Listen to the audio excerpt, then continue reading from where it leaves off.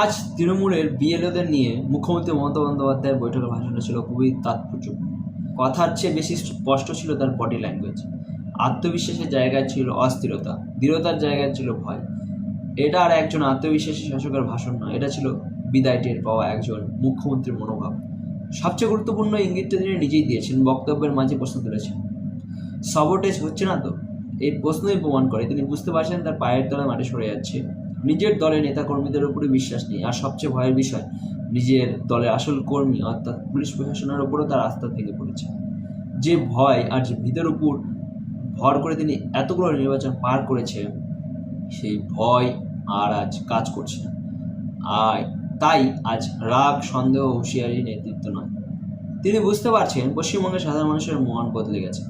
সাধারণ হিন্দুদের ক্ষোভ আর চাপা নেই, এমনকি তার বহুদিনে তথাকথিত 37% ভোট ব্যাংকের মধ্যেও ফাটল ধরেছে।